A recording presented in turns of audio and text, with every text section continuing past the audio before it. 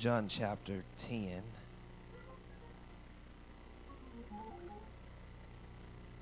We found out that he is bread. He is light. John chapter 10, verse 9 says, I am the door. By me, if any man enter in, he shall be saved, and go in and out and find pasture. If I had to tag this text, I would tag it, I'll take that door. I'll take that door. In order to appreciate the text tonight, I've got to inform you that this is one of the most misunderstood teachings of Jesus, because people often miss the text that's inside the context. Context starts in chapter 9, just after Jesus had healed a man that was blind from the point of birth. There's some confusion going on because the Pharisees say that he has sinned, which is the reason why he is blind. They even went as far as saying his mother or his father had sinned because he had been blind from birth. But rather than rejoicing with the man because Jesus has restored his sight, the Pharisees condemn him and want to cast him away because they say there's no way that a man can receive his sight after being blind from birth. Pharisees excommunicate with him. They begin to question him and interrogate him, and they wanted to know, how is it that a man blind from birth is now able to see? The man stands and looks at the Pharisees. He said, listen, I don't know all these questions you're asking me, but there's one thing I do know. A man by the name of Jesus touched my eyes, and once I was blind, now I see. Whatever you want to ask me, the man named Jesus is literally responsible for the condition that I am now in. Jesus continues on with this confrontation with the Pharisees because they want to know, how is it that a man by the name of Jesus can heal somebody? They believe that they believed in this healing, but they did not believe in the man that gave the healing. Y'all come on, talk back to me in here. They believed that it could be done, but they did not believe that Jesus was able to get it done. And my question tonight becomes is, how many times have we missed Jesus inside of our miracle? We believe it can be done, but we don't believe that he can do it. Somebody come on, talk back. So it causes a constant confrontation because we have this Pharisee mentality that we love the benefits, we love the praises of the miracle, but we have trouble believing in the source of the miracle. And here Jesus begins to teach them around chapter number 10, because they were trying to figure out what is the real way into salvation. Jesus says, listen here, he uses a very simple metaphor here, something that everyone in that time would be able to understand. He uses the analogy of a shepherd and his sheep. See, y'all talk back to me tonight. He uses something that is very common to their vocabulary, something that they are known for doing and operating in every day. And he talks about the context of a shepherd working with his sheep. Jesus opens up this text, and in this day the sheep were kept two types of ways. The first way the sheep were kept, they were kept in cities and in villages. Usually there was a large corral inside the city walls where the shepherd would bring in the flock of sheep to secure them for the night. It was a public pen, able to hold the flocks, and they would be able to be cared for by the shepherd until the morning. They would keep them in the city. But the second way that the shepherd would keep the sheep, he would keep them in the pasture, in the country land. A shepherd would herd all his sheep in a low-walled enclosure area. And watch this. He would build a pile of rocks up and build a wall around the sheep, but there was no gate. And so what the shepherd would do is, in order to protect the sheep at night, he would lay across the gate. Y'all talk back to me. The shepherd would lay across the entrance of the corral in order to protect the sheep from the enemy. Now, y'all talk back to me tonight. Ain't that something that God would do for his children? That even when there's a way for the enemy will get in, that God would lay in the doorway and protect his children from trouble. I wish I had a praying church in here. So Jesus uses this analogy to say, listen, even though we're corralled as sheep, and even though there are some times that we may not have a physical gate to go in and out of, church, you don't have to worry, because I am the door. I wish I had somebody here. One translation says, he says, I am the gate. In other words, if you want to get inside of the sheepfold, which is inside of the Jesus-built corral, you're going to have to come through me. And I came to tell somebody tonight that if you want to come to Jesus, if you want to get to God, if you want to get to the blessings of God, you're going to have to come through Jesus Christ. And Jesus begins to talk about this door. Well, actually, I read verse 9, but he actually starts around verse number 7. Because if you read verse number 7, he says, then Jesus said unto them, verily I say unto you, I am the door of the sheep. I am the door of the sheep. Then he says, and all that ever come before me are thieves and robbers, but the sheep did not hear them. What Jesus was saying here is that the people, the sheep, were being corralled, but they were being tricked into being corralled. Y'all ain't saying nothing tonight.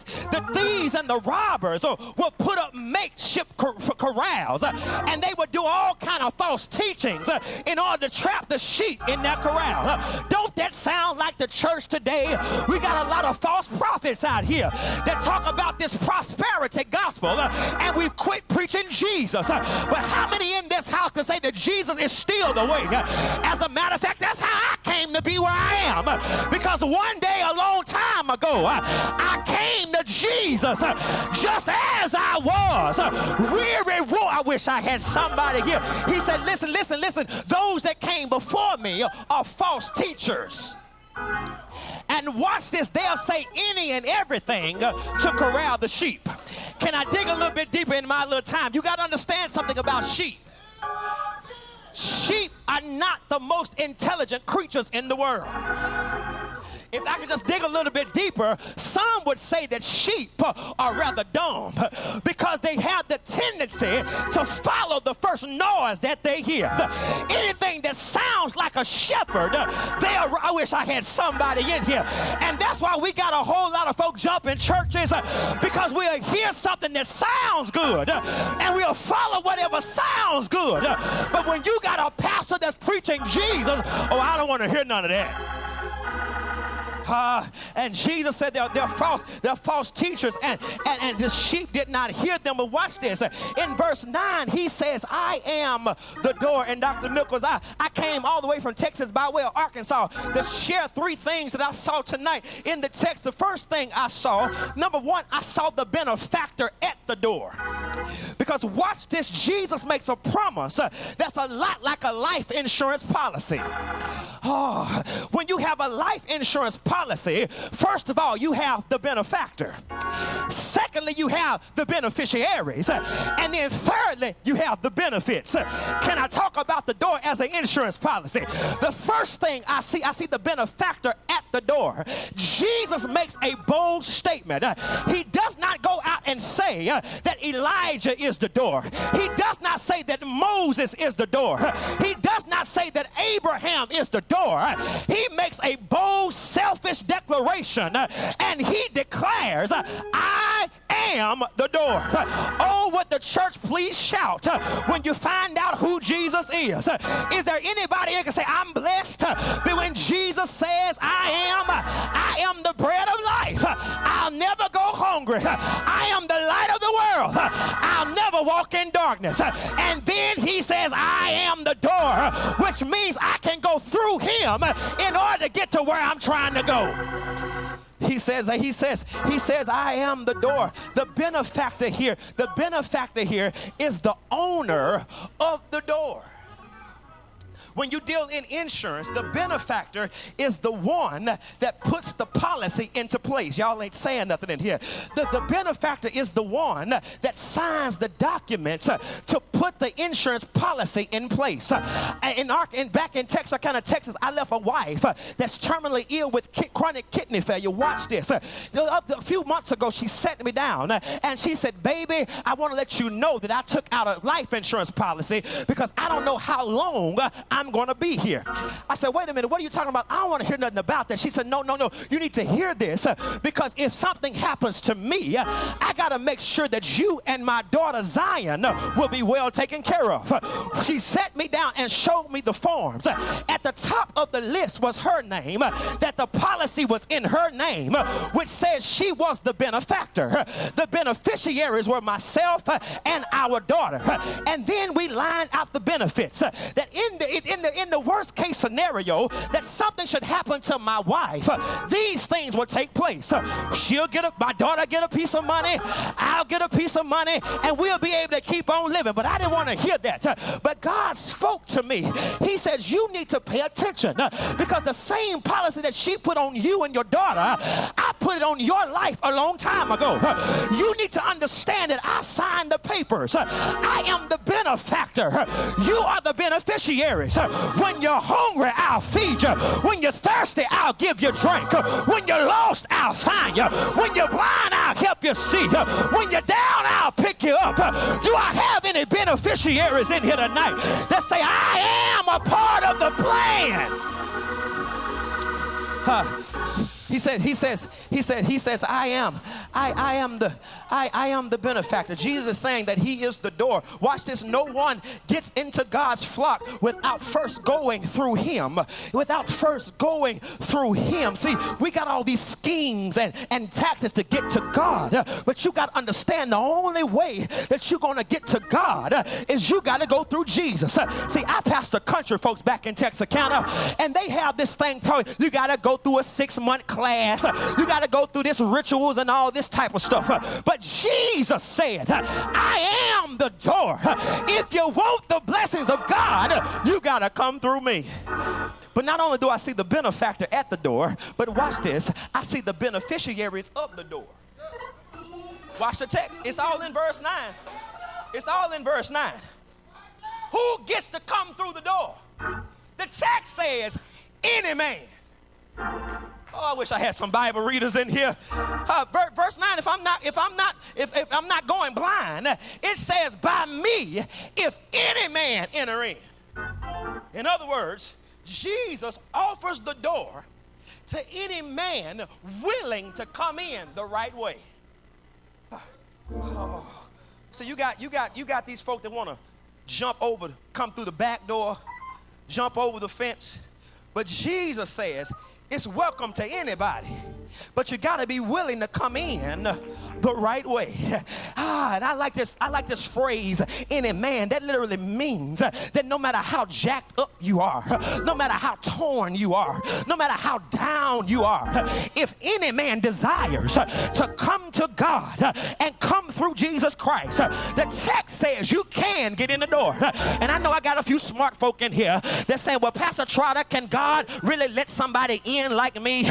You don't know my life story. I have not always lived like I've been living. I used to live foul. I used to live jacked up. Well, I'm glad you asked me that, because I came all the way from Clear Lake to tell you that I brought a Bible full of witnesses that'll tell you any man can get in. The Bible tells us that Noah was a drunk, Abraham was old, Isaac was a daydreamer, Jacob was a liar, Joseph was abused, Moses couldn't talk right, Gideon was a scaredy cat. Rahab was a hooker. Timothy was too young. Jeremiah was too scared. David was an adulterer. Elijah was suicidal. Job went bankrupt. John ate bugs. Peter denied Christ. And if you need a living witness, I've lied, cheated, backbit, backstabbed. I've hooked and crooked. I refuse to go, refuse to come. I've been jealous, envious, but I came to tell you that Jesus picked me up and turned me all around. I wish I had about 10 or 12 of y'all to say, I'm glad I'm a beneficiary. Okay. All right, I'm done. Number 3. First you got the benefactor. You got the benefactor at the door. You got the benefactor at the door. You have the beneficiaries of the door. But here's your shout. Don't miss it. Here's your shout. Number 3, you have the benefits inside the door. Let me see. You got the benefactor of the door. You've got the beneficiaries of the door. But then you have the benefits inside the door. Watch the end of verse 9. Jesus says that if you come in the right way, if you come in through me, then you'll be able to go in and go out and find pastors. Oh, the promise of pastors. In this word pastor, listen, you find, the text teaches us that you're going to find rest. Come here, David. David would tell you, the Lord is my shepherd. I shall not want. How do you find rest? He maketh me to lie down in green pastures.